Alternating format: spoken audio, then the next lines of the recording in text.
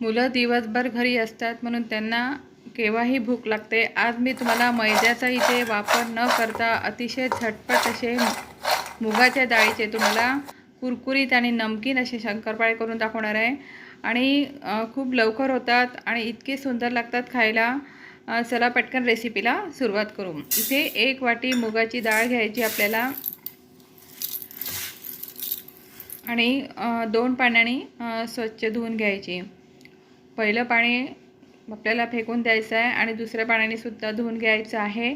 नंतर त्यामध्ये आपल्याला पाणी टाकून कमीत कमी 2 तास भिजवायला ठेवायची। आता 2 तास झालेले आहे आणि डाळसुद्धा छान मुरलेली आहे। नंतर मिक्सरच्या पॉटमध्ये आपल्याला टाकायचं आहे। पाणी न टाकता आपल्याला वाटण करून घ्यायचं आहे। तर त्यामध्ये मी गव्हाचं पीठ घेणार आहे।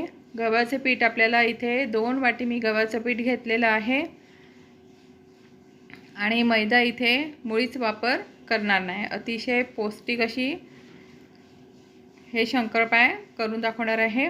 त्याच्यामध्ये आपल्याला मीठ टाकायचं आहे, चवीप्रमाणे मीठ टाकायचं आणि 1 चमचाभर आपल्याला ओवा क्रश करून टाकायचा आहे।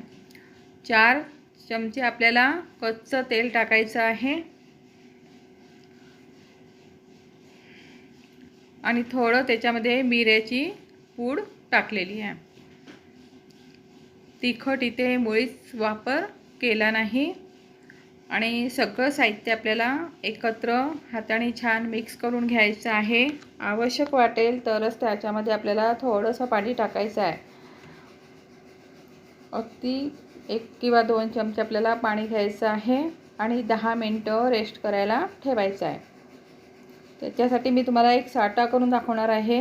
इथे 3 चमचे मी तूप घेतलेलं आहे आणि त्यामध्येच आपल्याला गव्हाचं पीठ टाकायचं आहे। गव्हाचं पीठ टाकून आपल्याला मिक्स करून घ्यायचं आहे। इथे आपला साठा तयार झालेला आहे।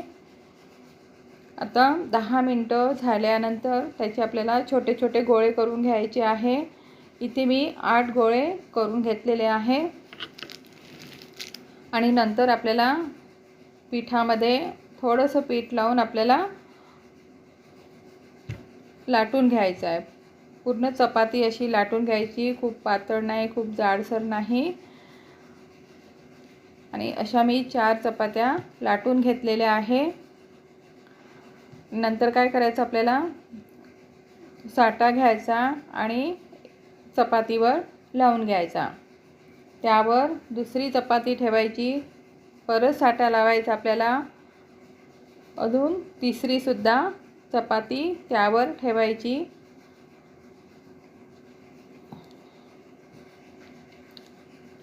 अशा 3 किंवा 4 चपात्या आपल्याला त्यावर लावायच्या आहे। मी 4 चपात्या लावलेल्या आहे, पण व्हिडिओमध्ये तुम्हाला 3 दिसत आहे। आणि नंतर मग काय करायचं, झाकणाने आपल्याला त्याचे असे काप करून घ्यायचे आहे, जसे काजू असतात ना त्या पद्धतीने। तेल मात्र चांगलं गरम करून घ्यायचं आणि मीडियम आचेवरच आपल्याला हे तळून घ्यायचे आहे।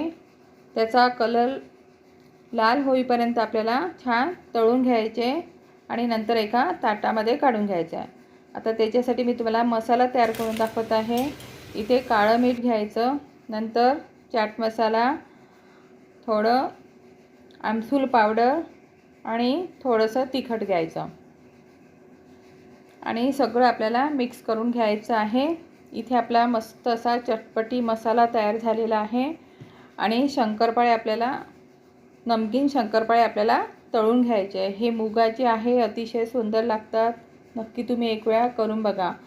आणि जो आपण मसाला तयार केला होता ना, तो पूर्ण मसाला त्यावर आपल्याला टाकायचा आहे आणि खूप छान आणि मस्त आंबट आणि तिखट असा हा लागतो आणि मधल्या वेळेस केव्हाही मुलं खाऊ शकतात। व्हिडिओ आवडला असेल तर तुम्हाला लाईक करा आणि शेअर करा।